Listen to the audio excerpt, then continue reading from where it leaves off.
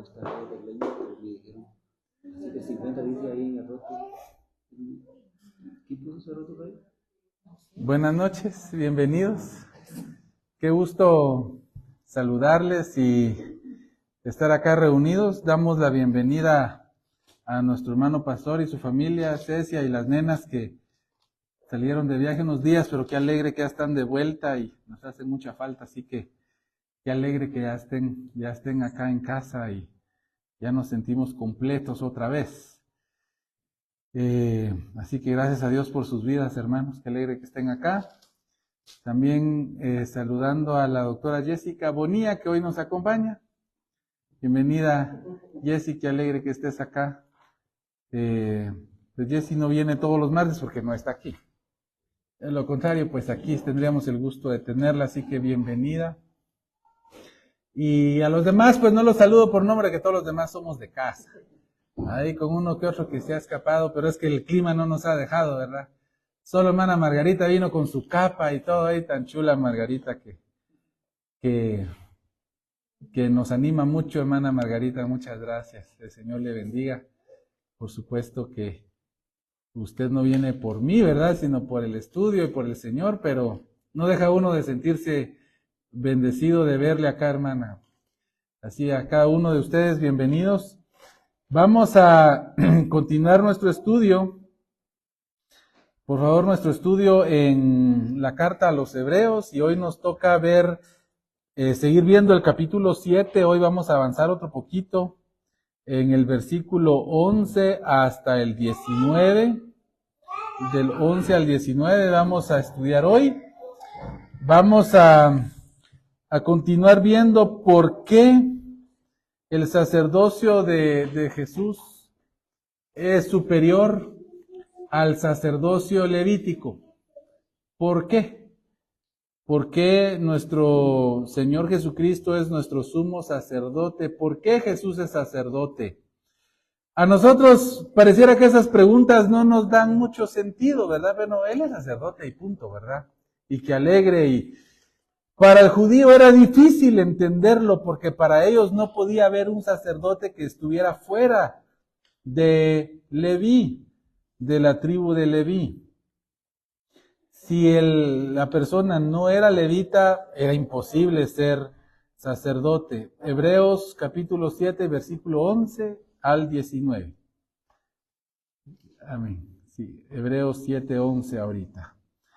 Entonces, acuérdense que esta carta, aunque está dirigida a todos nosotros, pues sus principales receptores pues eran los judíos creyentes que tenían dudas todavía, estaban ellos entendiendo qué está pasando.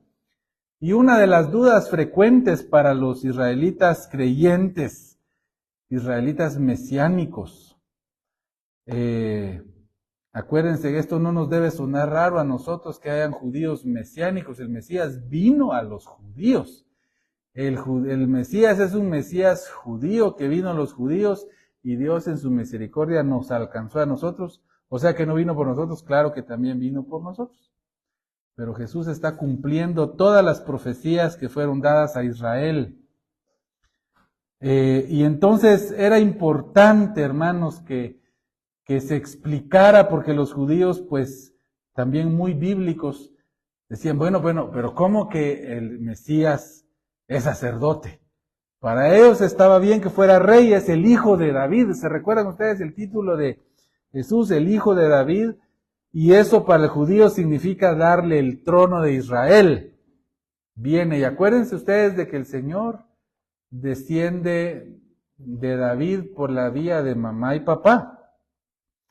Bueno, alguien puede decir es que el papá no es el papá biológico, es cierto, pero legalmente era el papá. El papá legal era José. Él podría decirse que fue el que lo adoptó humanamente. Y para el judío, el vínculo de adoptar a alguien es más grande que el vínculo de tenerlo. Y uno podría decir, bueno, ¿cómo así? El vínculo de tenerlo es más grande porque viene hasta de mis genes. Hay una pequeña diferencia, hermanos, y ustedes lo van a entender.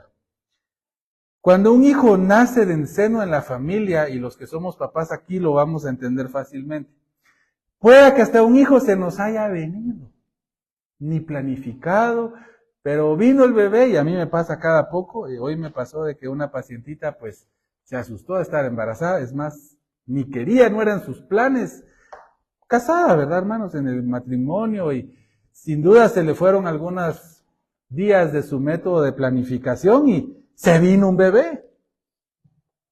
Ahora, ahí hay por supuesto que hay un vínculo, y ella pues, pese a su sorpresa, en la plática, hermanos, al final de la plática, ella iba feliz de que venía un bebé. No quiero darles esa sensación. Pero cuando usted adopta a alguien, primero está toda la decisión, ya hasta escogimos a la persona. Yo no puedo escoger al hijo que me viene. Y no digo que no lo ame, pues yo no estoy dando ese ejemplo mal. Los hijos que nos nacen. Y puede que nos nazca un hijito no muy obediente. Pueda que tengamos hijitos que se nos apartan incluso, ¿verdad? Conozco historias muy tristes de hermanos, incluso pastores, que sus hijos se han apartado de la fe y no quieren nada que ver con Dios y mal. Y uno dice, es hijo de pastor, y hasta se apartó, y el pastor no lo dice, pero podría decir, ala, yo no, de haber sabido que traigo a alguien que tal vez no va a ser mi creyente, tal vez no lo traigo. Pero cuando usted adopta a alguien, y si usted no lo toma así, está bien, pero para la cultura judía sí lo toman así. Si usted adopta a alguien, ese vínculo es mayor porque usted lo deseó, lo buscó, lo escogió para sí. Hermanos, el Señor nos escogió, y ese vínculo de ser hijos de Dios es un vínculo muy especial. Pero en el caso del Señor Jesucristo, de que José lo adoptara humanamente hablando, es un vínculo muy especial. José pudo escoger no ser el papá de Jesús. Recuérdense ustedes que él, cuando se enteró que María estaba embarazada, la quiso dejar secretamente por amor a ella. ¿Por qué, hermanos? Bueno, según la ley judía, ella, al estar embarazada sin José ser el papá, era obvio que había cometido adulterio o fornicación en este caso. Había fornicado, y eso ameritaba la muerte a pedradas. ¿Pero para los dos? No, para ella, porque José podía decir, yo no la he conocido. José pudo haber dicho, que fue lo que hizo, pero pudo él decidir y decir, yo voy a ser el papá de tu hijo y perdono lo que hayas hecho. Y extenderle esa gracia, se puede. Muchos judíos hacían eso. No crean ustedes que no, la presentación del manto del matrimonio, si no iba manchado de sangre, el esposo podía rechazar a la esposa en la noche de bodas, ¿verdad? Si la mujer no sangraba de que era virgen.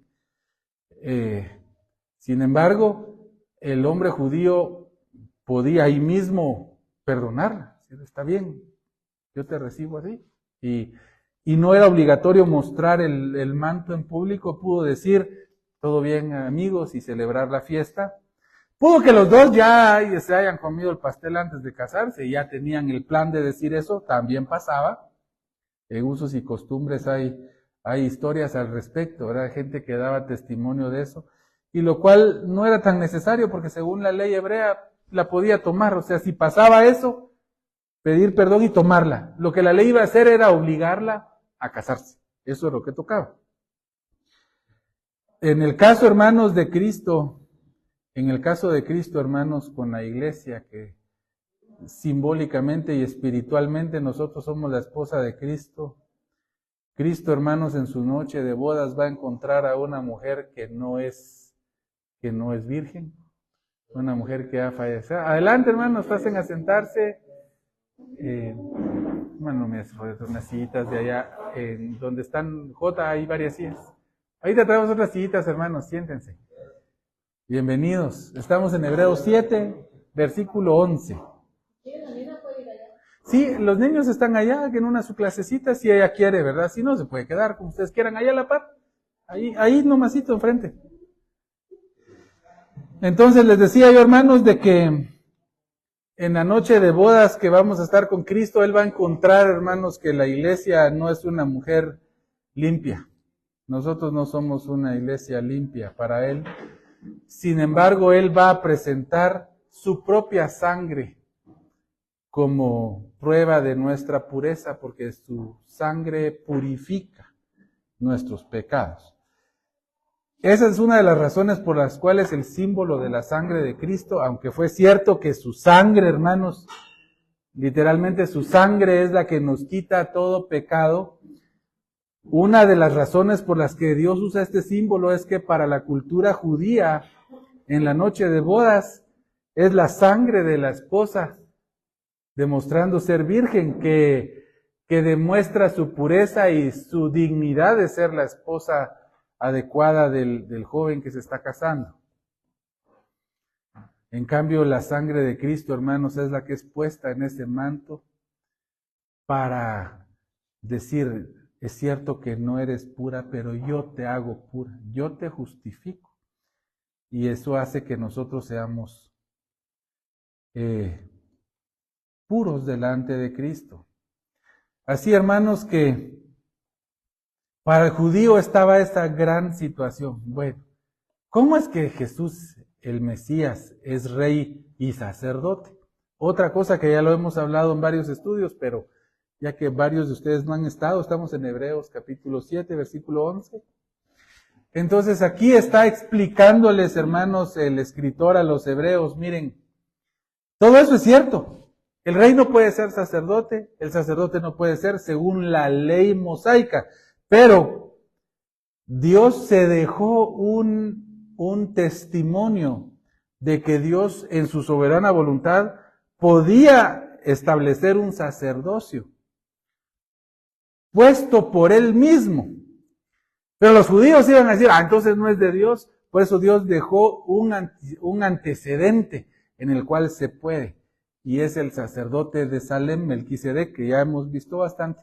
El sacerdote de Salem, hermanos, no era levita, pues Leví ni había nacido. El sacerdote de Salem no se le mencionan genealogías, y ya entendimos ahí en el estudio, si ustedes quieren verlos, hermanos, pueden ver los estudios anteriores. Ya entendimos, hermanos, de que el sacerdocio de Melquisedec dice que él no tiene genealogía, él no se tiene padre ni madre, pero no es que no lo tenga, sino en todo el contexto lo que estamos viendo es de que no se le toma en cuenta, porque más adelante vimos que dice su genealogía no es la de Leví, o sea que sí tenía una genealogía, pero lo que está diciendo, hermanos, el escritor es, miren, a Melquisedec no se le tomó en cuenta. Dios en su soberana voluntad levantó a Melquisedec como un sacerdote.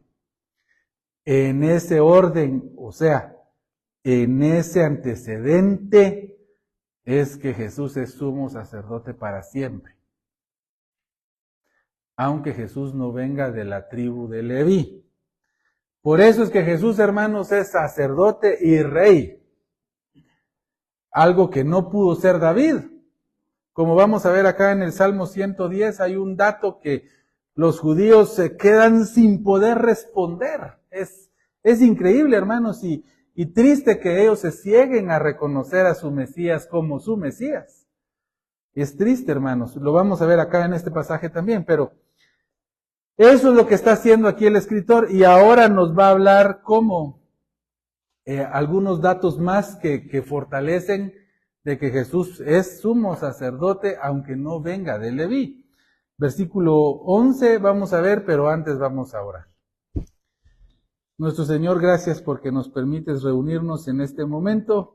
Gracias porque podemos aprender de tu palabra. Gracias por los hermanos que están presentes hoy. Bendícelo, Señor, que esta palabra sea de bendición para cada uno de los que lo oigan, como lo ha sido para mí, como lo es para mí, Señor, y que todos podamos buscar obedecerte, agradarte, Señor, y vivir agradecidos porque tú eres nuestro gran Dios, nuestro sumo sacerdote, Señor Jesús, nuestro Rey, soberano, y a ti nos debemos, a ti te queremos obedecer, Señor. Confesamos delante de ti que fallamos y te ofendemos de muchas maneras, y tú lo sabes, Señor, pero pedimos, Señor, que nos limpies, que nos perdones y nos ayudes a obedecerte y a buscarte, Padre. Gracias por todo en el nombre de Jesús. Amén. Muy bien. Entonces dice así el versículo 11. Si pues la perfección fuera por el sacerdocio levítico, porque bajo él recibió el pueblo la ley, ¿qué necesidad habría de que se levantase otro sacerdote, según el orden de Melquisedec, y que no fuese llamado según el orden de Aarón? Y esta es la otra, hermanos, la otra razón por la cual los judíos tienen que entender por qué era necesario que se levantara un sacerdote diferente al sacerdocio levítico. Primero, dice, del sacerdocio levítico vino la ley. ¿Por qué? Bueno, porque los sacerdotes fueron antes de la ley. ¿No fue la ley la que los normó sacerdotes? En cierto sentido sí, pero acuérdense ustedes que Moisés y Aarón ya estaban ejerciendo esa función. Y ellos fueron los que recibieron la ley.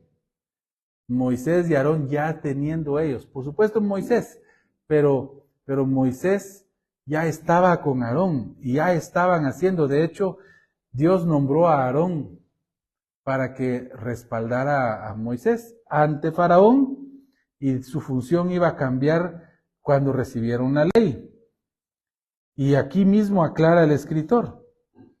O sea que el sacerdocio levítico y la ley no pueden perfeccionar a nadie.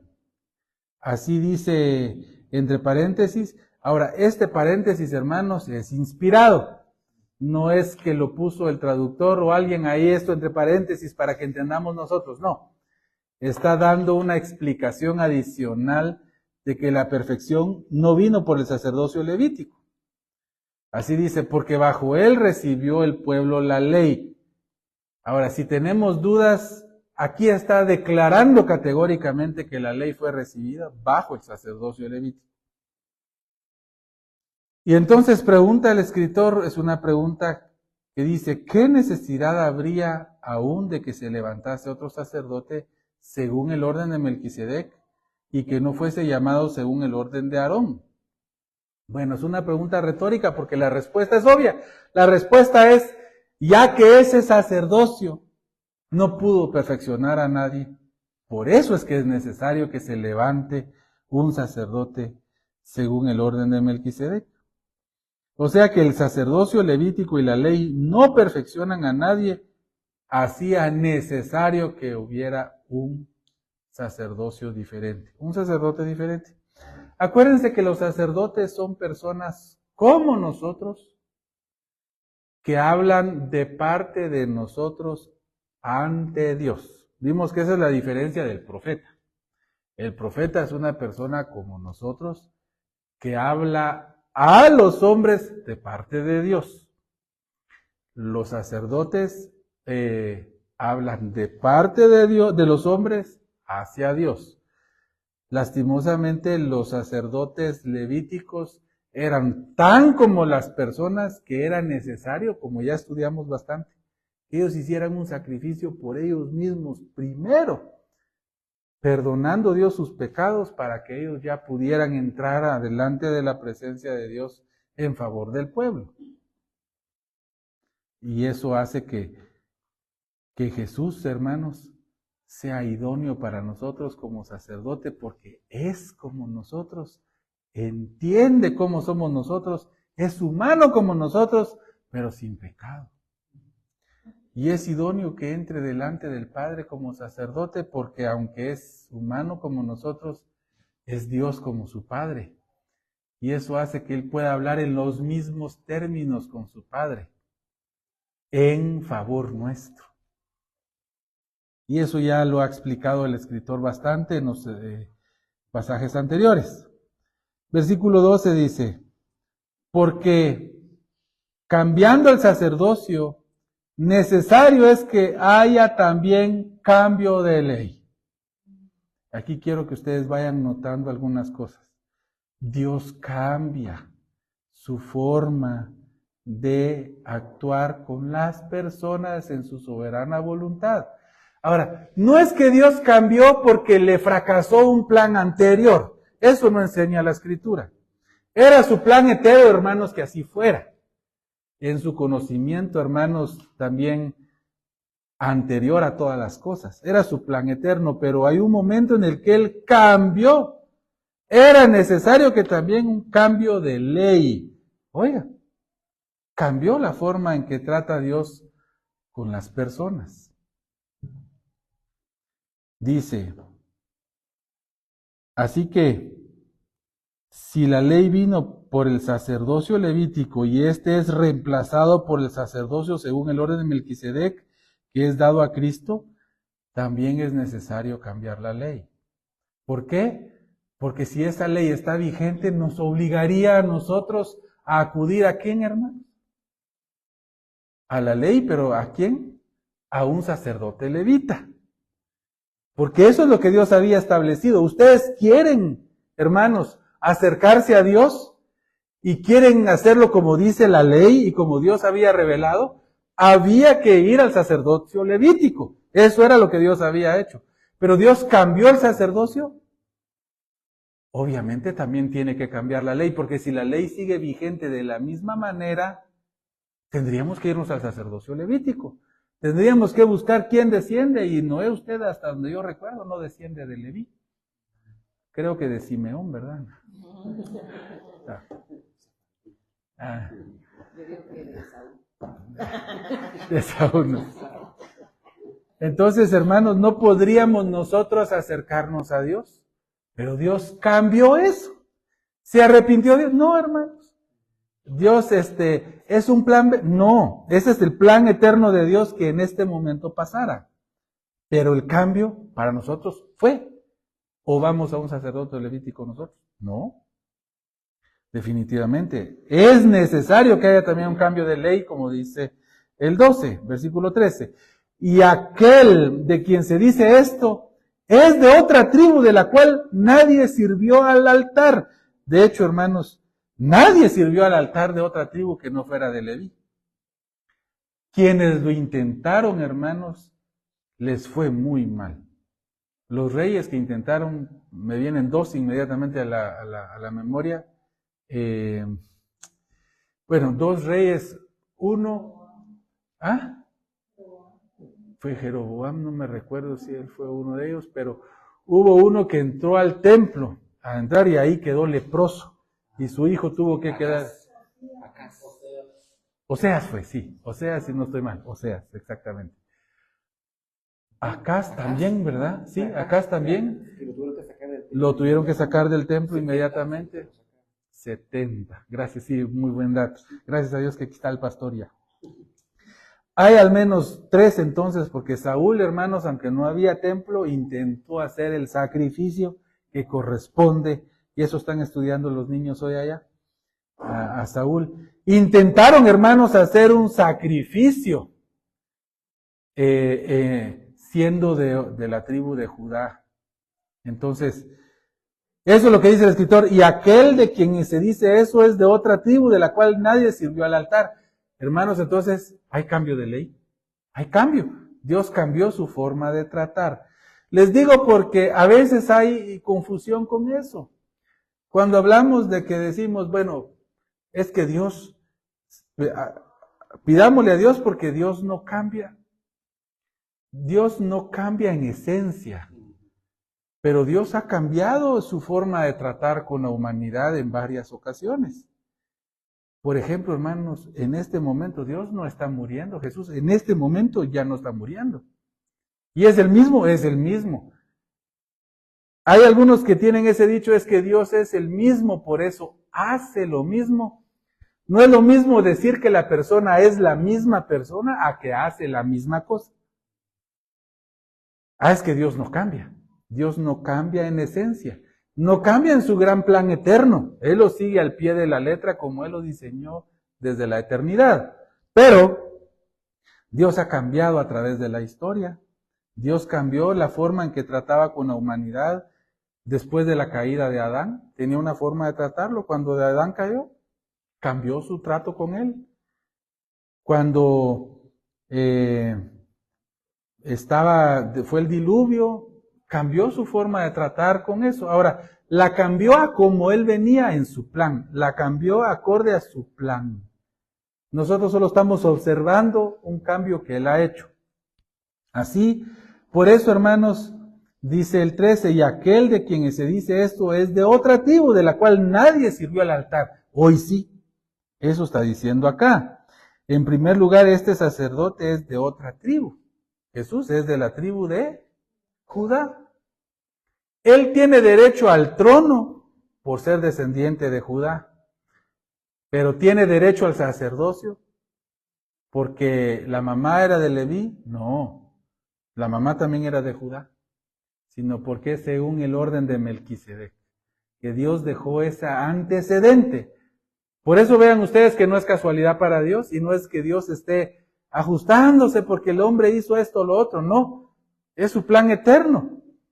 Desde que Melquisedec, hermanos, entró a la escena, no se le mencionó a su papá, pero ni se mencionó papá, mamá, ni hijos, ni nada, porque ese era el ejemplo que Dios iba a usar para que los judíos creyentes entendieran. Ah, esa es la razón. Es tan irrelevante. Para que entiendan por qué es esto, hermanos, cuando ustedes van a ver por qué cierto sacerdote tomó posesión en la Biblia, sobre todo si lo ven en el libro de Crónicas, véanlo en el segundo libro de Crónicas, se van a dar cuenta el listadón de antecedentes para que fulano sea el sumo sacerdote, porque era hijo de fulano, hijo de tanto, hijo de ahí, hasta que llegan a Aarón. De Melquisedec salió el sacerdote de Salem a recibir a Abraham. ¿No se mencionó? ¿Qué está diciendo la Escritura, hermanos? Que era irrelevante. Dios en su soberana voluntad lo puso, y para que el judío diga, ah, sí, pero es que es otra cosa, Abraham le fue a dar los diezmos, para que Judá diga, en Abraham nosotros desde entonces estamos sujetos a ese sacerdote Melquisedec. Versículo 14. Porque manifiesto es que nuestro Señor vino de la tribu de Judá, de la cual nada habló Moisés tocante al sacerdocio. Para que los escritores, para que los judíos que están oyendo esto, hermanos, se dieran cuenta que no es ignorancia de parte de los judíos mesiánicos. Porque para cuando esto se escribió, todavía el templo estaba parado, hermanos. Todavía el templo estaba. ¿Se recuerdan ustedes que cuando vimos la introducción, vimos de que esta carta tuvo que ser escrita todavía en el periodo del templo? Porque esta carta en varias ocasiones da por sentado que ahí está el templo. Así que vino de la tribu de Judá, Moisés no dijo nada. Sí, pero ya no hay pero. Ellos van a leer su Biblia, el Antiguo Testamento. El padre de toda la nación le dio los diezmos, y ya vimos que siempre el inferior da los diezmos al superior. No que sea en valor, hermanos, humano. Si nosotros entregamos nuestros diezmos al liderazgo de la iglesia o para el sustento del pastor, no es que ellos sean superior a nosotros en el valor intrínseco de las personas, pero sí son superiores a nosotros en la autoridad que Dios les ha dado para enseñarnos, para corregirnos espiritualmente. O sea, sí son superiores a nosotros. El hermano pastor es superior a nosotros en su autoridad al hablarnos de la palabra. Pero ¿será que el hermano vale más en valor real que yo? No, los dos valemos lo mismo. ¿Qué? La sangre de nuestro Señor. Lo mismo valemos nosotros. Lo mismo valemos que hombre que mujer. El que sirve como el que predica, como el que solo asiste, como el que acaba de convertirse. Versículo 15. Y esto es aún más manifiesto si a semejanza de Melquisedec se levanta un sacerdote distinto. Oigan, semejanza de Melquisedec. Porque algunas doctrinas enseñan que Melquisedec es Jesús. No, hermano. En el estudio anterior vimos las tres principales teorías de quién es Melquisedec, pero una de esas decía de que es el mismo Jesús y que Jesús realmente es Melquisedec, pero no. A diferencia de Leví, hermanos, que se levante Jesucristo como un sacerdote diferente e inmutable, porque Jesús ya no muere. Generalmente cuando el sumo sacerdote tomaba posición, era un puesto vitalicio del sumo sacerdote. Lo fueron adaptando los judíos fuera de la ley. Pero él iba a morir. Moría y su sucesor aparecía. Con Jesús, hermanos, ya no hay necesidad de eso. Jesús vive para siempre, es nuestro sumo sacerdote para toda la eternidad. Así que, y esto es más manifiesto porque Melquisedec, hermanos, no se le menciona que muera. Ahora, eso no quiere decir que Melquisedec no murió. Simplemente es que no se le menciona muerte. No hubo reemplazo. La semejanza es de que de Cristo tampoco hay reemplazo. No van a ponerse a buscar a Melquisedec si por ahí anda todavía caminando, porque no es eso. Dice la Biblia claramente, es a semejanza, es un ejemplo. Lo estamos comparando con ese orden, en donde no se le toma en cuenta genealogía, ni padres ni hijos, y empezó a sacerdocio, y nunca se menciona que terminó. Igual el de Jesucristo, no se menciona que terminó, pero el de Jesucristo, porque vive para siempre. Así que, versículo 16, no constituido conforme a la ley del mandamiento acerca de la descendencia, sino según el poder de una vida indestructible. Noten ustedes que aquí el punto es la descendencia. ¿De dónde venís? ¿De Leví o de quién? Con Leví no importó, con Melquisedec. Con Jesucristo tampoco es puesto porque es una vida indestructible. Una vida indestructible, hermanos. El sacerdocio Melquisedec es por pura soberana voluntad de Dios y no tiene nada que ver con la ley. La ley que Dios dio a Moisés no se la había dado todavía, ni con genealogías, ni con ascendencia ni descendencia, como era el caso de los levitas. Les pido que vayan a buscar ustedes cuando se habla de los levitas, van a notar, sobre todo si van a tomar cargos de sacerdote. Lo que hace primeramente es, sí, porque viene de tal, y hasta que llegan a Aarón. Y ahí lo está diciendo, o sea, no es una idea mía, dice, no constituido conforme a la ley del mandamiento acerca de la descendencia, sino según el poder de una vida indestructible. 17, pues se da testimonio de él. Tú eres sacerdote para siempre según el orden de Melquisedec. Y aquí es donde yo quiero que vayan conmigo al Salmo 110:4. Se considera, como les dije yo, que el Salmo 110:4, hermanos, es uno de los salmos más mesiánicos que hay y uno de los salmos que los judíos más problema tienen de explicar. Y dan unas explicaciones que no dan risa, porque uno no se burla de los judíos ni de ninguna persona, sino da tristeza, da compasión de que personas no puedan ver lo que Dios dice. Salmo 110:4 dice, juró Jehová y no se arrepentirá. Tú eres sacerdote para siempre según el orden de Melquisedec. ¿A quién le está diciendo eso, hermanos? ¿Se recuerdan que estudiamos eso? Se lo está diciendo al Señor de David. Lo que tenemos que hacer es encontrar la identidad del Señor de David. Si ustedes van ahí un poquito antes, al inicio del Salmo, el Salmo 110:1 dice, Jehová dijo a mi Señor, siéntate a mi diestra hasta que ponga a tus enemigos por estrado de tus pies. Se lo dijo al Señor de David. Nosotros sabemos ya la identidad de ese Señor que es rey y también sumo sacerdote según el orden de Melquisedec, pero los judíos que no creen esa parte sufren. Primero, si ustedes ven arribita del versículo 1 del Salmo 110, hay una pequeña partecita que dice, Jehová da dominio al rey, Salmo de David. ¿Saben ustedes de que los judíos, para interpretar este versículo, como esta parte que dice Salmo de David, también es inspirada? Esto no es un título que puso el traductor para que nosotros sepamos, no, esto dice, es parte del Salmo, es original. Nosotros entendemos claramente que este Salmo de David lo que está diciendo es que es un salmo compuesto por David. Así que cuando David dice, Jehová dijo a mi Señor, David está diciendo que Jehová le dijo al Señor de David.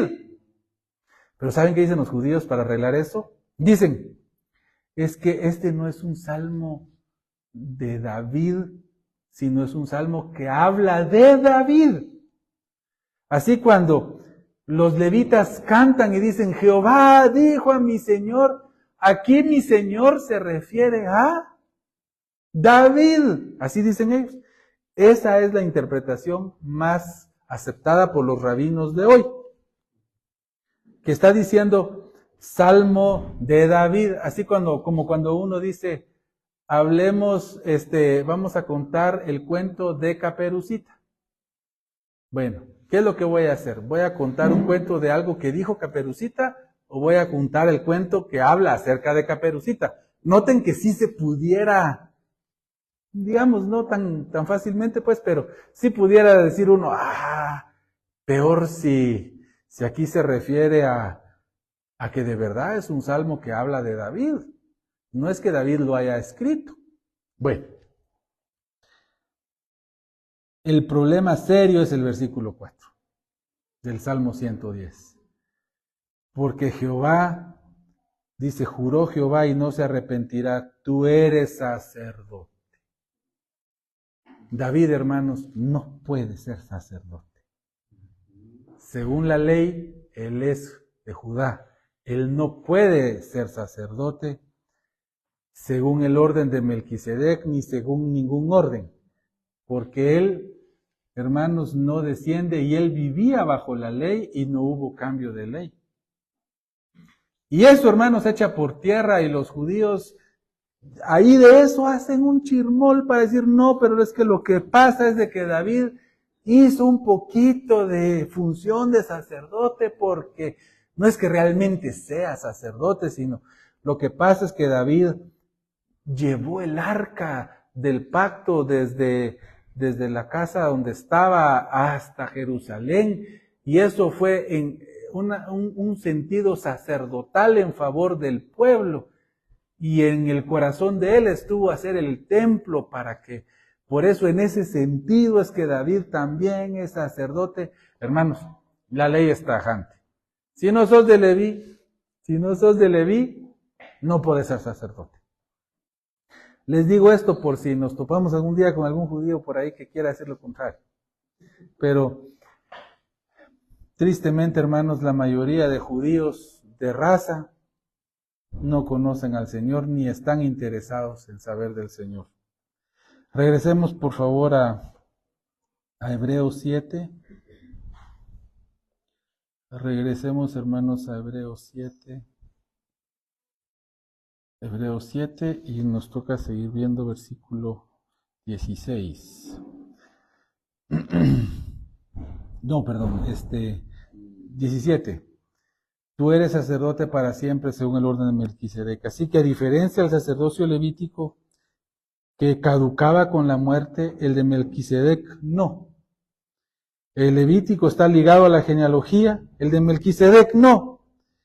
Cristo es ese sacerdote en el sentido que es puesto divinamente por Dios sin perder su validez con la muerte y sin pecado. Lo cual, hermanos, hacen de Cristo el sumo sacerdote por excelencia. No hay otro, hermanos, ni ha habido ni habrá alguien que pueda interceder delante del Padre con sus manos limpias, con una vida perfecta, limpia en obediencia, hermanos, que nuestro sumo sacerdote, el Señor Jesucristo. Dice el versículo Nos toca el 18. Queda pues abrogado el mandamiento anterior a causa de su debilidad e ineficiencia. ¿Cómo? ¿Dios cambió? No, Él no cambió en esencia, pero cambió su forma de tratar. ¿Lo estamos notando? Hay un cambio, definitivamente hay un cambio. Pues queda abrogado el mandamiento anterior a causa de su debilidad e ineficacia. Porque, hermanos, el sumo sacerdote levítico y la ley no pudo hacer santo a nadie. Así dice el 19, leamos el 19 para ir terminando. Dice el 19, pues nada perfeccionó la ley y de la introducción de una mejor esperanza por la cual nos acercamos a Dios. Solo para que terminemos esta parte.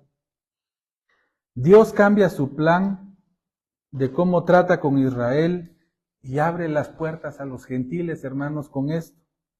No es algo porque, ay, pobre Dios, ahora están aprietos, ¿qué hago? No, hermano, era su plan perfecto en el momento correcto porque Dios quitó la forma en que Israel le servía de una generación perversa, hermanos.